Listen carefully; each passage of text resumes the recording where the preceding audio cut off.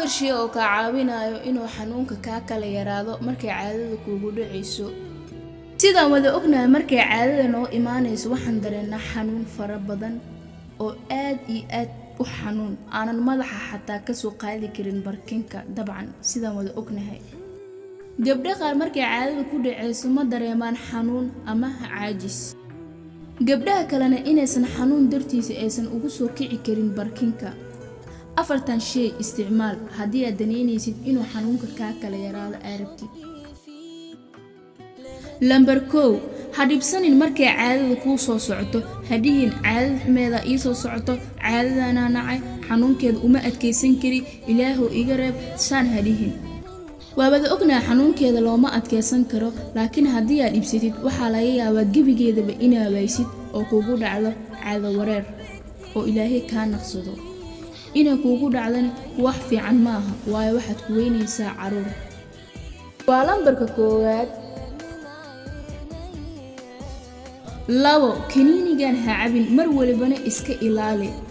kaniinigan waxaa laga yaabaa inuu wasakhda kaa soo bixi lahayd oo kugu celiyo. waan ognahay xanuunka wuu baabi'iyaa oo markaad cabtid waad dareemaysaa xanuunku wuu ku deenayaa, laakiin waxaa ka sii xun intuu kaa haleynayo. kaniinigan badnaan waan isticmaalnaa markay caadada noogu dhacdo, laakiin inaad isticmaalin adiga ayay kuu fiican tahay.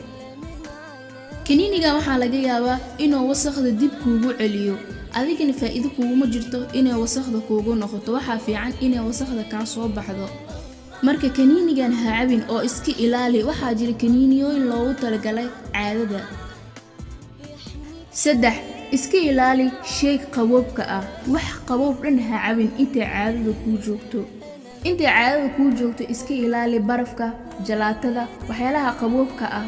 waxyaalahaas qaboobka waxaa laga yaabaa inay kuu fadhiistaan madhiciirka ee caadada is adkeyso aysan kaa soo bixin. isticmaal shayga kuleelka ah, shaaha, sidoo kale waxyaalaha oo isdhihi kartid caadada way kaa soo saari kartaa wasakha, waayo adiga ayay dan kuu tahay. markaad shay kuleel isticmaashid caadada waxaa laga yaabaa si nadiif inay kaaga soo baxdo, xanuunkan oo kaa kala yaraado. mar walbo shaaha kuleelka cab oo aadka u kuleel si oo u gaaro mandhiciirka oo caadadana kaaga soo baxdo.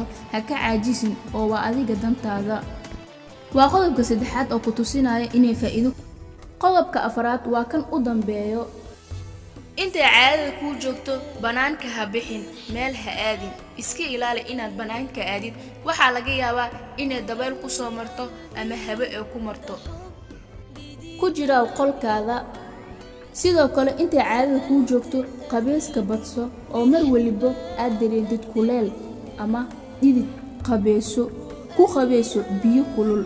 qandacso oo biyahaas kulul jidhkaada ayuu galaya, kadib waxaa laga yaabaa caadada inay kaaga soo baxdo si jilicsan oo nadiif ah.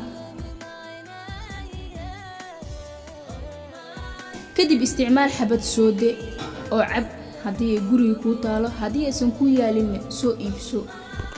markii aad seexanaysid, marka ugu dambeyso aad seexanaysid oo caadada kuu joogto xanuuna oo ku hayo, markaad isku diyaarinaysid jiifka, gacantaada ku tuf saliga nebiga 3 mar oo mari meesha ku xanuunaysa mandhiciirta ilaa ay xundurta.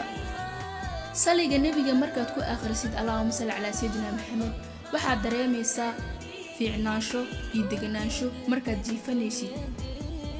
4 shay haddii aad samaysid ugu yaraan xanuunka wuu kaa kala yaraanayaa insha Allah. xanuunka kaligaada kuma hayo, anaka oo dhan waa wada qabnaa. ilaahay hana wada caafiyo insha Allah.